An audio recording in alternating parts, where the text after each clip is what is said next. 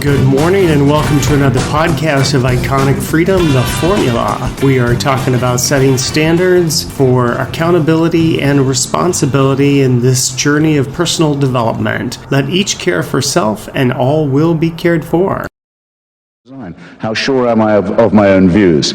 Don't take refuge in the false security of consensus and the feeling that whatever you think, you're bound to be okay because you're in the safely moral majority. One of the proudest moments of my life, that's to say, in the recent past, has been defending the British historian David Irving, who is now in prison in Austria for nothing more than the potential of uttering an unwelcome thought on Austrian soil. So here we are again, picking up on this really terrific speech. I don't know if you had a chance last week to watch the entire speech, and if not, I'm going to cover the whole thing eventually. For me, it's such an enriching experience. It's been an inspiration to me in so many ways over the last decade plus of just listening to the way Hitchens eloquently and articulately speaks about freedom, the freedom of speech. And even at one point, you'll hear it where he says, do you know anybody with whom you would turn over this responsibility?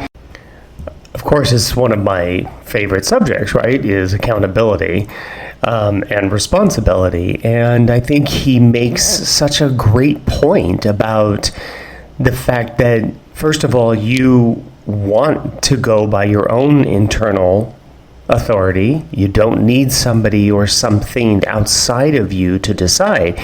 If you're incorrect in your choice, well, nature, your life will allow you to see that so that you can self-evaluate and self-correct. That's a beautiful thing. Now, if it's something of risk, of a high risk, then hopefully you are taking the accountability and responsibility of looking at the variables that are presented in front of you. What are the risks that you're taking by making this choice? And understanding that there are also unknowns that you may not be aware of course, right? You don't know what you don't know. But if you're looking at things and you're thinking, okay, relative to what it is that I want to do, this is not a bad idea, or this is something I want to try and see if it works. But it's such a beautiful statement that he's making here. So it's hearkening back to last weekend where it says, don't take refuge in the false security of consensus. That just because you're in the majority of something, that somehow there's, you've wrapped yourself in some sort of security blanket, some sort of, Linus blanket, right? Because it's just not true. And when you find yourself in such a position, you're also kind of gathering a mob, right? Which I think is kind of interesting, is this, well, if you're gathering a mob, for what purpose? I mean, why would you want to do that? I understand we don't talk about why, but what would motivate you into wanting to, go with a mob mentality? Now, if it's because let's face it, individual liberty is not a mob mentality. It may be something that individuals hold for themselves, but then that's just a society of these wonderful people that each hold within them inherently their own individual liberty. Imagine living in a community, in a city, in a state, in a nation where the greatest majority of people hold within themselves, let each care for self and all will be cared for. Imagine the freedom and liberty that each individual now experiences by such a thought process, by such a process of living their lives, making their choices day to day. He didn't actually say anything in Austria.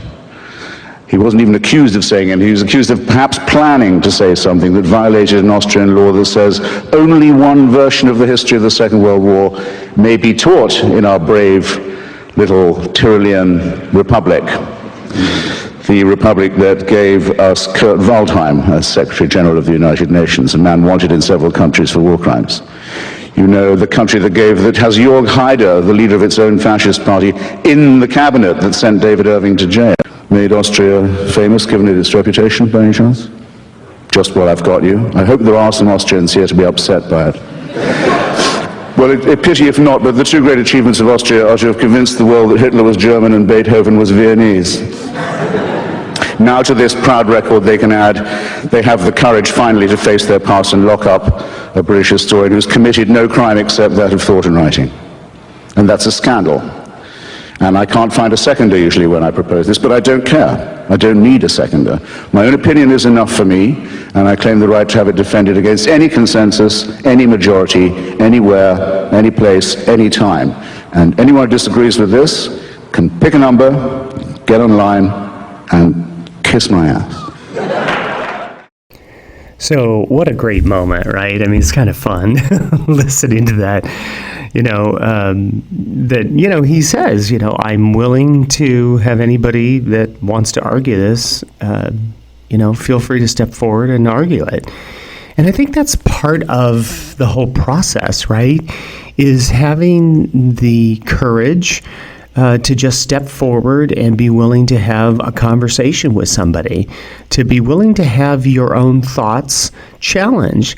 I will say for myself that it wasn't enough just to hear something from somebody that might have some, very Christmas moment for me, like, don't take refuge in the false security of consensus. But I needed to understand what it meant for me. I had to integrate it, because if I was going to say something like that, if I was going to adopt that into my own world, I wanted to know what I was saying, because what if somebody came and wanted to challenge me about that? Well, what do you mean about don't take false security? And then I could be able to explain it. I think the next thing that he talked about, and I briefly said something on my last podcast about the idea of minority report and the thought process, thought crime, because that's really what's starting to happen when you think about it. I mean, a lot of what happened in January of 2021 and subsequently since then, with all of the trials that have gone on, all the people that have been arrested, the lives that have been ruined. I mean, when you really think about it, the humanity that has been destroyed by governments throughout our history is just, it's just overwhelming at times, right? Because somebody had a thought crime, because somebody expressed themselves, somebody had free speech, somebody didn't agree with you, that you have now turned what you're calling the law, what you're calling police, FBI, CIA, whatever it is, that you're turning those people and their power onto an unsuspecting society that thinks, hey, I'm just showing up to a rally because I want to protest or I want to support something. So in the middle of that, your government now is turning on you and saying, no, we're not gonna allow that. You need to think the way we do. You need to get in line. Okay, so does anybody harken this back to Germany, which is really what he's talking about? I mean, did anybody watch The Sound of Music? Austria, the whole 9 yards, Captain Von Trapp and all that good stuff. Why did they escape Austria? I mean, for very good reason, right? Now, I don't know how many of you don't feel you're grown up enough to decide this for yourselves and think you need to be protected from David Irving's edition of the Goebbels diaries, for example, out of which I learned more about the Third Reich than I had from studying Hugh Trevor Roper and A.J.B. Taylor combined when I was at Oxford. But for those of you who do, I'd recommend another short course of revision. Go again and see not just the film and the play, but read the text of Robert Bolt's wonderful play, Man for All Seasons. Some of you must have seen it. Where Sir Thomas More decides that he would rather die than lie or betray his faith. And at one moment, More is arguing with a particularly vicious witch-hunting prosecutor a servant of the king, and a hungry and ambitious man. And Moore says to this man, you'd break the law to punish the devil, wouldn't you? And the prosecutor, the witch hunter, says, break it? He said, I'd cut down every law in England if I could do that, if I could capture him. And Moore says, yes, you would, wouldn't you? And then when you'd corner the devil and the devil turned round to meet you, where would you run for protection? All the laws of England having been cut down and flattened, who would protect you then? So again, just another beautiful statement of, talking about a man for all seasons and that moment of, and of course the writer, listening to him talk about the writer who would write such a phrase, who would make such a turn of phrase or languaging something to say, that you would cut down all the laws of England, and then who would you turn to? All the laws of England being cut down when the devil turns around to meet you. Really, that is such a beautiful statement that's saying to you, listen, every time you do this, every time you want to shut people down for whatever it is they want to do, and he'll say this in a moment, is that you make a rod for your own back, because sooner or later it's going to turn on you. Now, there are political parties that we observe in this country especially that they become very self-righteous, and in their self-righteousness there is a boomerang to that, because it'll turn around and it'll come back on them. And it always does. I guarantee it. There is no self-righteousness for which the boomerang will not come back at you, and it will present right in front of your face that you are now the target of such. People that want to do this woke culture, they want to do all of this canceling stuff, you will be canceled eventually. And if you're observing, I'm just saying, just step back from some of it, get out of your emotion as much as you can, and just observe it. Isn't it interesting that there are people in our society that stepped up to say, I believe in all of this stuff. Yeah, I'm going to protect all these people. I'm woke. I'm awake. I've taken the red pill. They have not. They are not in reality. They're in self-righteousness. They need to be right because they want to control something. And the reality is, you don't. You don't control it. You don't control other people. You can only manage yourself. And that's why it all comes back down to the individual. And so what a beautiful thing for him to point out in this play, A Man for All Seasons, how beautiful that moment is of that discovery and that understanding in just a small portion of this play, this movie, that this exchange happens, but so much is said to you. Now you kind of have more and more the idea of why I think these things are like Christmas. Bear in mind, ladies and gentlemen, that every time you violate or propose to violate the free speech of someone else, you, in potentia, you're making a rod for your own back, because the other question raised by Justice Oliver Wendell Holmes is simply this: who's going to decide?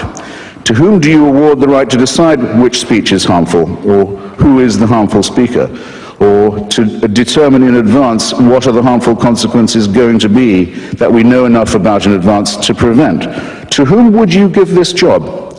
To whom are you going to award the task of being the censor? Isn't it a famous old story that the man who has to read all the pornography in order to decide what's fit to be passed and what is fit not to be is the man most likely to become debauched? Did you hear any speaker in the opposition to this motion, eloquent as one of them was, to whom you would delegate the task of deciding for you what you could read?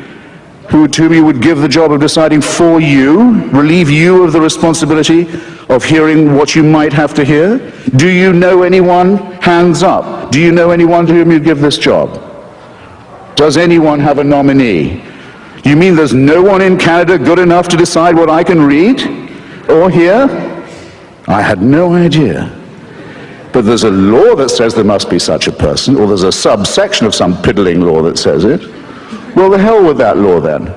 It's inviting you to be liars and hypocrites and to deny what you evidently know already.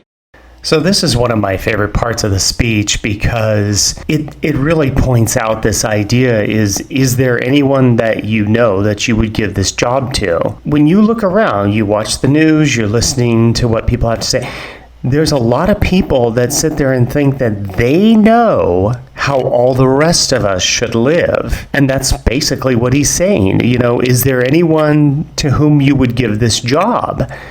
That they're the person, you know, the all-knowing, you know, for some people, I mean, it's their religion, it's their God, you know, they live by their good book, whatever that good book is to them. Okay, that's fine. I personally, if there be a religion that I must adopt and accept, it would be basically liberty and freedom. It would be the Constitution. If I need to live by something, then it's going to be the Constitution. That whole document in and of itself recognizes me.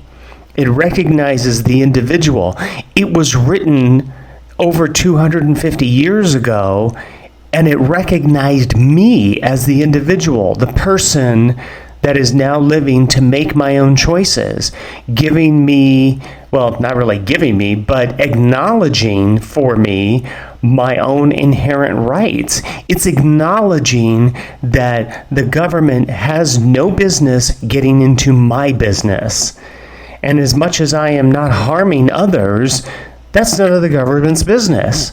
And if I am harming others, either one of two things is going to happen, right? There's going to be a law that says, hey, you can't steal from someone, or there's going to be a consequence because I'm going to get shot. I mean, that's just the reality of it, right? I mean, it's an interesting thing that we've got governments around the world. We've got a lot of people in this country that, again, they go into the self-righteousness. They know best for all of us, and so we now have to adopt whatever they say. I'm going to say something that sometimes gets a little pushback, but every time you allow yourself to go into self-righteousness and you start telling people how to live their lives or what choices to make, you now take on that accountability. You now take on that responsibility. That person now is absolved of having to do it themselves, which means that anything that happens, any outcome, it's going to be laid on you. I tell my team this all the time. What is it that you want to do? Whatever the client wants to do, just ask the client. Find out what they want to do. Do not take that on, because if you make the decision for them, you make the outcome. You take on that responsibility and that accountability. Okay, so I'm going to say that one more time because I think this is a really important piece. Anytime you take choice away from somebody, you have now taken on the accountability and the responsibility of whatever that outcome is. We know from this podcast, whenever you are taking choice away from someone, you are trying to control and manipulate. You see what I did there? I brought that full circle. Offering a choice to people does not alleviate them of the consequence of the accountability and the responsibility. Understand for yourself, if you take it on, if you decide for somebody, you now take on the risk, you now take on the accountability and the responsibility for the outcome. I hope you're enjoying this series. There's going to be another one because I still have like another, 7 to 10 minutes left of this particular speech, and there's some just rich things in there that I would love for you to hear and to enjoy as much as I have. So, in October, Merry Christmas. And we are at the end of another podcast. Thank you so much for joining me. Hit that like button if you would. Share this with your friends and family. You never know what they might get out of this. If you'd like to subscribe, feel free to do so. You can do that on the website, link down below. My email is there, so if you have a situation that you'd like me to cover on the podcast, that would be awesome. I'd be happy to do that. Send me an email.